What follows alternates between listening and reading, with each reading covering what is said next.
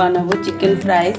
তো চিকেন আমি এভাবে ছোট ছোট টুকরো করে কেটে নিয়েছি আর ম্যারিনেশনের জন্য নিয়েছি অল্প করে পেঁয়াজ, একটাই পেঁয়াজ নিয়েছি ছোট করে, একটু রসুন, কালি মির্চ একটু বেশি নিয়েছি আর একটুখানি আদা। এগুলো আমি পিষে ম্যারিনেশনের জন্য তৈরি করে নেব। ম্যারিনেশনের জন্য আমি পেঁয়াজ পেস্ট, পেঁয়াজ রসুনের পেঁয়াজ পেস্টের মধ্যে দিয়ে দেবো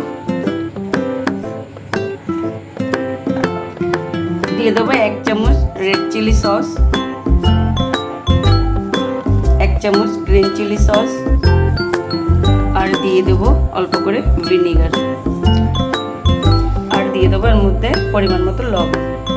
এবার আমি এগুলো একসঙ্গে ম্যারিনেট করে আধা ঘন্টার মতো রেখে দেবো আর দিয়ে দেবো অল্প করে লঙ্কার গুঁড়ো আর অল্প করে ধনের গুঁড়ো। এবার ভালো করে ম্যারিনেট করে নিয়েছি। এবার আমি আধা ঘন্টার জন্য ঢেকে রেখে দেব। তো আধা ঘন্টা পরে খুলে নিয়েছি আর সেকেন্ড ম্যারিনেশনের জন্য নেব একটা ডিম,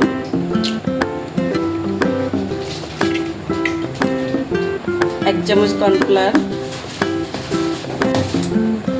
আর নেব 2 চামচ ময়দা। এবার ভালো করে মিক্স করে নেব। কড়াইতে নিয়ে নিয়েছি সাদা তেল, গরম করে নিয়েছি। এবার আমি এগুলোর মধ্যে একটা করে ছেড়ে ভেজে নেব।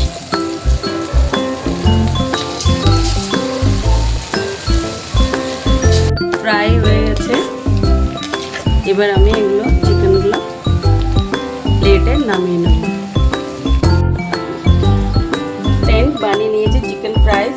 তো দেখো উপর থেকে ক্রাঞ্চি, একদম ভিতর থেকে সফট। এভাবে বানালে খুবই ভালো লাগে। সস অথবা মেয়োনিজ দিয়ে ট্রাই করবেন, খুবই ভালো লাগবে।